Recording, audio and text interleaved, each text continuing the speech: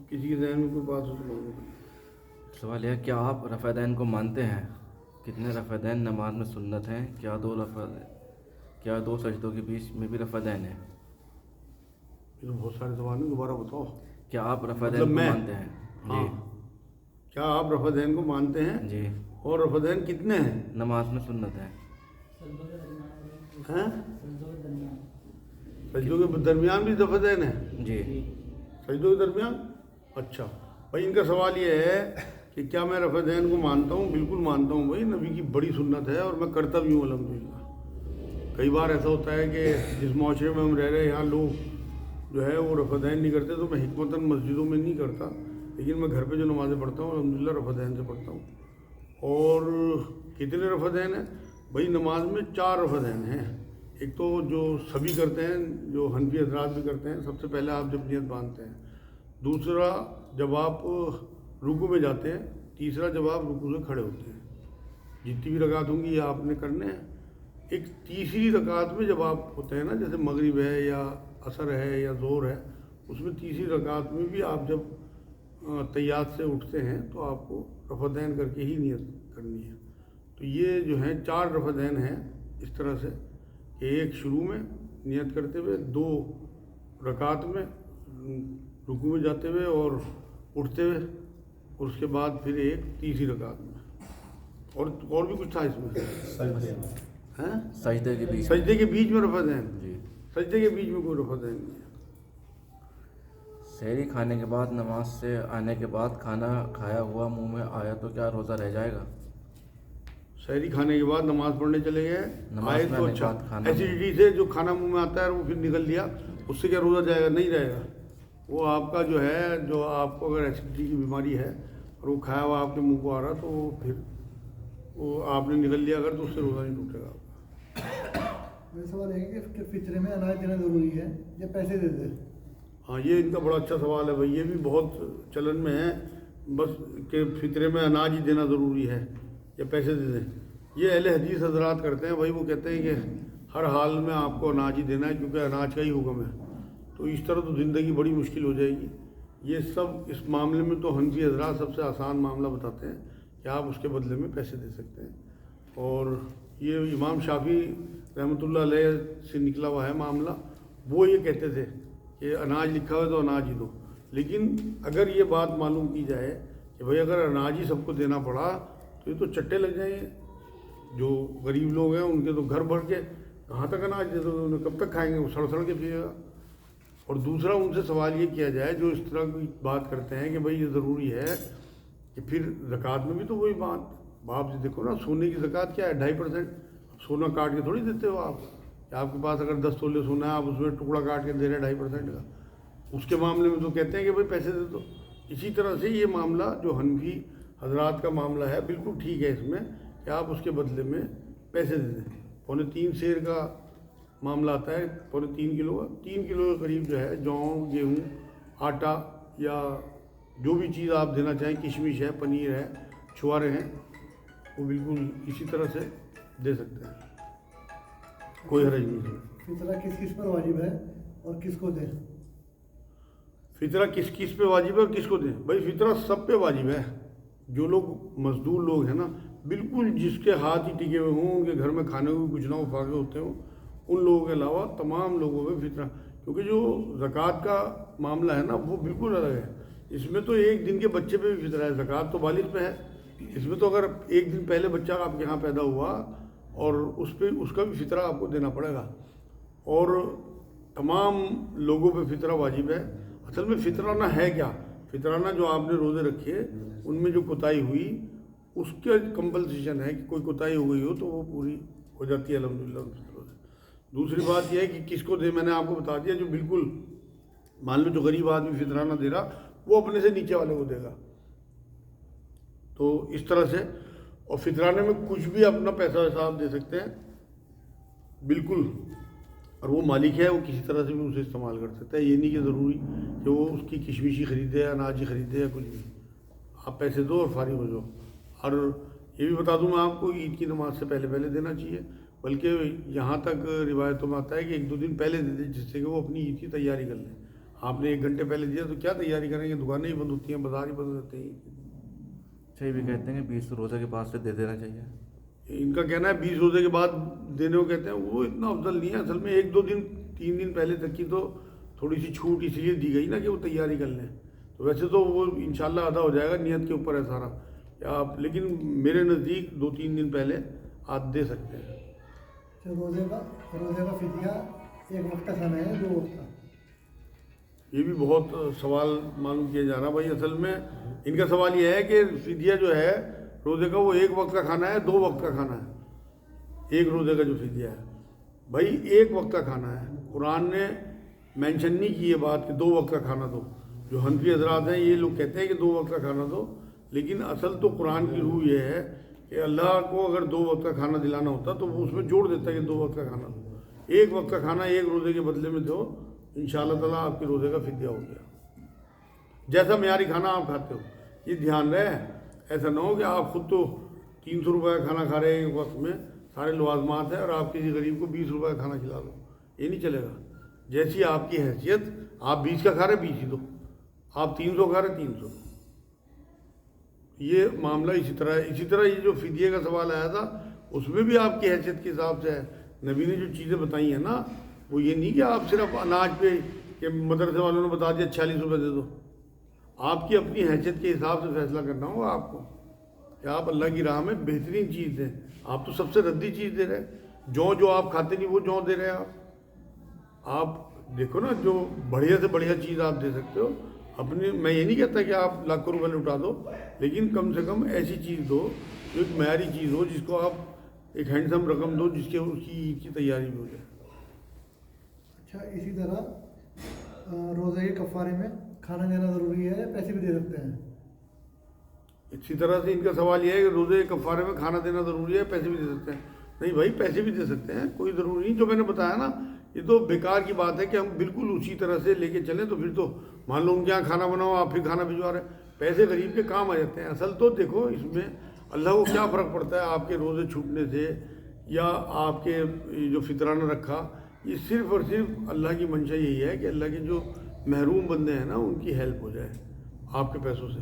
तो मेन चीज़ ये है कि आपको उनकी हेल्प करनी है। अगर कोई वाकई ऐसा पड़ोस में है कि जिसके यहाँ खाना भी नहीं पकता, फिर तो आप उसके यहाँ खाना ही पहुँचाओ। लेकिन अगर आपको पता है कि भाई इतना लोग प्यास से रोटी खा लेते हैं, तो कम से कम आप पैसे भिजवाओगे, उसके दवाई के काम आ जाएंगे। दवाई भी आजकल ग़िज़ाई है, घर घर में दवाइयाँ भरी पड़ी, तो क्या पता उसे क्या ज़रूरत है, और आपका वो जो आपने फिदिया दिया उसके पता नहीं किस काम आ जाए। क्या तरावी की नमाज घर या दुकान या कारखाने में करा सकते हैं? इनका सवाल यह है कि तरावी की नमाज घर, दुकान या कारखाने में करा सकते हैं। बिल्कुल करा सकते हैं भाई। बिलौजी का प्रोपोगंडा कर रखा कि मस्जिद में। देखो, मैंने नबी की एक हदीस आपको बताई थी, हुजूर ने फरमाया नफिल नमाज घर पे मेरी मस्जिद से भी ज़्यादा अफजल है। तो इसलिए तरावी की नमाज नफिल है, इसे आप कहीं भी करा सकते हो। बिल्कुल इजाज़त है कि आप घर पे कराओ, अपनी दुकान में, अपने कारखाने में, अपने बाग में, कहीं भी तरावी की नमाज करा।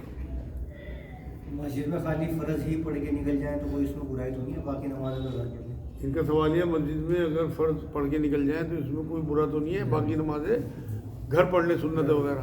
भाई सुन्नत ही है ये जो आप कह रहे हैं। मस्जिदें बनाई गई जमात के लिए, और जमात सिर्फ फ़र्ज़ नमाज होगी। आप यकीन करो, मुझे तो ध्यान नहीं, मैंने इतने सालों में 20-25 साल में शायद 20-25 ही बार मस्जिद में पढ़ी होगी कभी सुन्नत है, वरना घर हमेशा में अल्हम्दुलिल्लाह। तो कोई नबी की सुन्नत ही यही है, और हुजूर ने ये बात फरमा दी भाई, यहाँ तक कह दिया कि अभी मैंने बताया तो कि मेरी मस्जिद से भी ज़्यादा अफजल है अपने घर में नफिल नमाज पढ़ना, और अपने घरों को कब्रिस्तान ना बनाओ। और नबी अकरम सल्लल्लाहु अलैहि वसल्लम को सहाबा बुला के ले जाते थे कि जी हमारे घर आप कोई जा नमाज की जगह सेट कर दो जहाँ हम नमाज़ें पढ़ने लगे। मकसद वहाँ, क्योंकि हुजूर ने तो फरमाया फ़र्ज़ नमाज़ें जो है मस्जिदों में पढ़ो, और मेरी तबीयत चाहती है कि मैं एक ऐसा गिरोह बनाऊँ जो घरों पे नमाज़ पढ़ रहा है उनके घरों को आग लगा दूँ। यहाँ तक तो कहा। तो वो जो मुसल्ला बनवाते थे साहबा हुजूर को बरकत के लिए बुला के, वो नफिल नमाज़ों के लिए। इसी तरह हम नमाज़ें जो हैं वो घर पे जो पढ़ें, एक बरकत हो जाए नबी के खड़े होने से उस मुसल्ले पे। अच्छा, इसी तरह सारी नमाजें मान लो मस्जिद में फ़र्ज़ पढ़ ली और आपका आके घर पे नफिल और सुन्नत से घर पे पढ़े एक ही टाइम में सारी। जी। इनका सवाल ये है کہ ہم نے فرض پڑھ لیے مسجد میں اور رات کو اکٹھی ساری سنتیں پڑھ لی. یہ دکانداروں والا کام ہے. بالکل یہ بالکل نہیں ہوگا، کیونکہ نفل کی کوئی قضا نہیں ہے اور یہ آپ نے قضا کر دی. صرف حضور نے فجر کی سنتوں کی تو قضا کری اور ایک وطروں کی، لیکن اور کوئی قضا حضور نے نہیں کری کسی بھی نماز کی. اگر کوئی سنتیں نکل گئیں پھر وہ نکل گئیں. اب یہ جو ہمارے یہاں رواج ہے نا 4 سنتیں ظہر کی پہلے جو ہیں یہ بعد میں پڑھنے کھڑے ہو جائیں، کوئی بالکل کوئی قبولیت نہیں ہے ان کی اس طرح سے. جو جس چیز کا وقت ہے نبی نے ہمیشہ پہلے پڑھی. اگر نبی بعد میں پڑھتے تو ہم بھی پڑھ دیتے. کہیں کوئی روایت دکھا دو مجھے کہ حضور نے بعد میں پڑھی ہوں یا قضا کی ہوئی، تو بالکل یہ تو قضا ہو جائیں گے. آپ پڑھ ہی نہیں سکتے. پھر جو آپ نے فرض پڑھ لی وہ قبول ہوگا انشاءاللہ. کیا ہم اللہ سے اپنے اعمال کے واسطے سے دعا کر سکتے ہیں؟ ان کا سوال ہے کیا ہم اللہ سے اپنے اعمال کے واسطے سے دعا کر سکتے ہیں؟ اگر آپ کو لگتا ہے کہ آپ کے اعمال اس قابل ہیں کہ اللہ کے حضور پیش کر سکیں آپ، تو بالکل کر سکتے ہیں. مگر کون سا ایسا ہے مجھے بڑے سے بڑا دکھا تو یار جو یہ کہہ دے کہ ہاں میں نے اللہ کے شان کے حساب سے سجدے کرے، میں نے اللہ کی شان کے حساب سے صدقہ کرا، میں نے اللہ کی شان کے حساب سے فلاں کام کرا، فلاں نیکی کری. ویسے اگر جنہیں یقین ہوتا ہے نا اور ان کا اخلاص واقعی اس پائے گا ہو تو وہ بالکل کر سکتے ہیں. ایک واقعہ آپ کو میں سناؤں. حضور نے پچھلی قوموں میں ایک واقعہ بیان کیا صحابہ کرام کے سامنے. ایک بار کچھ لوگ سفر پہ تھے اور ایک غار میں انہوں نے پناہ لی. ایک بہت بڑا پتھر جو ہے وہ غار کے منہ پہ آگے لگ گیا. شاید آپ لوگوں نے سنا ہو یہ واقعہ. اور 3 لوگ وہ تھے، وہ تینوں اس میں بند ہو گئے. اب جب کوئی راستہ ہی نکل رہا تھا، کوئی سوراخ ہی نہیں تھا کہ کس طرح سے باہر نکل سکے، تو انہوں نے پھر اپنی نیکیوں کا واسطہ اللہ کو دیا تھا. ایک نے تو یہ کہا کہ میری اپنی چچیزاد بہن پہ نظر تھی اور وہ مانتی نہیں تھی میری بات، میں اس سے بدکاری کرنا چاہتا تھا. اس سے جب اس کے ہاں قید پڑا اور وہ میرے پاس آئی تو میں نے اسے شرط پہ پیسے دیے کہ تو رات کو میرے پاس آئی، اور وہ آ گئی. اس ٹائم اس نے مجھے کہا کہ دیکھ میں تیری مجبوری کو آ گئی، اپنی مجبوری کو تیرے پاس، لیکن تو ٹھیک نہیں کر رہا. اس ٹائم میرا دل اللہ نے ایسا بدلا اور میں نے اسے چھوڑ دیا اور وہ پیسے ہی معاف کر دیے. حالانکہ مجھے اس سے بہت محبت تھی اور میری زندگی کا سب سے بڑا سرمایہ تھا کہ وہ میرے پاس آ گئی، لیکن میں نے اسے اللہ کے واسطے معاف کر دیا. اللہ تجھے پتہ ہے میرے دل کی یاد کیا تھی، میں نے تیری وجہ سے معاف کرا. اگر میری وہ جو میرا عمل تھا وہ تیرے یہاں مقبول ہو گیا تو اس پتھر کو اٹھایا، تو تھوڑا سا پتھر ہٹ گیا. اسی طرح دوسرے نے یہ بات بتائی کہ میں دودھ دودھتا تھا لیکن پہلے میں اپنے ماں باپ کا خیال کرتا تھا، بعد میں بچوں کو دیتا تھا. ایک دن میرے ماں باپ سو گئے، شام کا دودھ پیے بنا میں نے اپنے بچوں کو نہیں دیا بلکہ صبح کو اپنے ماں باپ کے اٹھنے کا انتظار کرا اور شام کا جو دودھ ہے پہلے انہیں پلایا پھر بچوں کو. اگر تجھے میرا عمل پسند ہے کہ میں نے اپنے ماں باپ کو اپنے بچوں کے ساتھ سمجھا تو پتھر ہٹا دے. تو اور تھوڑا سا ہٹ گیا لیکن نکل نہیں پا رہے تھے. پھر تیسرے نے، میں نے ایک بار مزدوری کرائی تھی مزدور سے اور وہ اپنے پیسے لیے بنا چلا گیا تھا. جو اس کے پیسے تھے میں نے اس سے کہیں لگا دیے، بکری وکری خرید لی تو اس سے وہ اتنی برکت ہوئی کہ بکریوں کو پورا ریوڑ ہو گیا اور جانور خرید لیے. پھر بہت سالوں بعد وہ میرے پاس آیا تو میں نے سارا کچھ کہ بھائی میری مزدوری دے، اسے میں نے سارا کچھ اس کے حوالے کرا. وہ تیار ہی نہیں تھا ماننے کو کہ بھائی ہو ہی نہیں سکتا اتنا سارا مال میرا ہو، نہ تیرا ہی ہے، تیرے پیسوں سے میں نے شروع کرا. اگر تجھے میرا عمل پسند آ گیا اللہ تو ہٹا دے. وہ پتھر ہٹ گیا تھا. تو اپنے نیک اعمال کا اللہ کو واسطہ دیا ان لوگوں نے، لیکن ان کی نیتیں بہت درست تھیں. انہیں یاد آ گئے وہ اپنے عمل کے، ہم نے صرف اللہ کے لیے وہ کرے تھے. اگر آپ نے واقعی کوئی عمل اللہ کے لیے ایسا کرا ہو بالکل آپ بھی واسطہ دو. اللہ تو بہت نقطہ نواز ہے، آپ کی کوئی ادا اسے پسند آ جا کر دے گا کام. میں نے تو ایک واقعہ پڑھا تھا، ایک شرابی تھا وہ اپنے نشے میں دودھ چلا جا رہا تھا. نالی کے کنارے پہ ایک پتھر وہ کے پاس میں وہ پڑا تھا ایک ٹکڑا پردہ، اس پہ اللہ لکھا ہوا تھا. بول رہے یار یہ تو نالی میں چلا جائے گا. اٹھا کے اسے چوما اور جیب میں رکھ لیا. صبح کو تو بہت بزرگوں کے خواب میں بات آئی یہ جنتی ہے. لوگ اس کے پیچھے لگے کہ تیرا عمل بتا، کہ مجھے تو دھیان نہیں، یہ عمل تو ہے میرا. تو آپ دیکھو کیا ذرا سا عمل تھا کہ پچھلے سب گناہ اللہ نے معاف کر کے اسے جنتی ڈکلیئر کر دیا. بس یہ آج کے لیے اتنا ہی کافی ہے. ہاں خدا غربت میں جلدی قریب آتا ہے یا بادشاہی میں بھی جلدی سے آ جاتا ہے؟ ان کا سوال یہ ہے خدا غربت میں زیادہ قریب آتا ہے یا بادشاہی میں بھی قریب آ جاتا ہے؟ اصل میں تو جو حدیثیں ہیں، جو نبی کا طریقہ ہے وہ تو غربت کا ہی ہے. نبی کی ایک دعا سنا دوں میں آپ کو. حضور یہ کہتے تھے کہ کہ اللہ مجھے مسکینوں میں زندہ رکھ، مسکینوں میں میری موت ہو اور مسکینوں میں میرا حشر ہو۔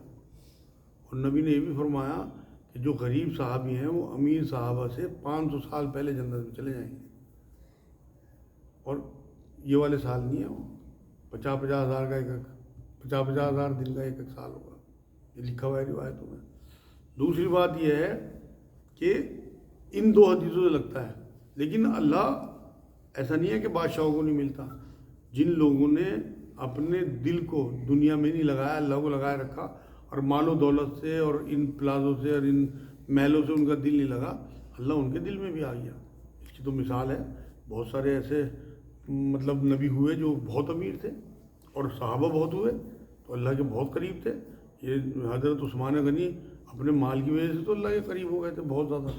حضور نے تو یہاں تک کہہ دیا تھا ایک بار کہ جو بھی کچھ کرے عثمان، اس سے پوچھ گچھ نہیں ہوگی، اور اس نے مجھے سب سے زیادہ دین کو سب سے زیادہ جو تقویت ملی ہے وہ حضرت عثمان رضی اللہ تعالیٰ عنہ کے مال سے ملی۔ اور یہ تک کہا نبی نے ایک بار تو حضور کے منہ سے یہ بات نکلی کہ جب ان کی بیٹی کا انتقال ہوا نا، عثمان رضی اللہ تعالیٰ عنہ کے جو اس میں تھی نکاح میں، اور کوئی بیٹی باقی نہیں تھی، کہ میرے اگر پے در پہ سینکڑوں بیٹی بھی ہوتی تو میں اس کے نکاح میں دیتا عثمان نے۔ تو یہ تو اپنی کیفیت کے اوپر ہے کہ اگر آپ کے دل میں اللہ ہے اور آپ کو مال و دولت سے کوئی مطلب نہیں ہے تو انشاءاللہ آپ کی قربت۔ لیکن زیادہ آسان وہی ہے جو میں آپ کو بتا رہا کہ جو نبی کا طریقہ ہے کہ پورے ریوڑ پورے مال آئے اور سب بانٹ دیے۔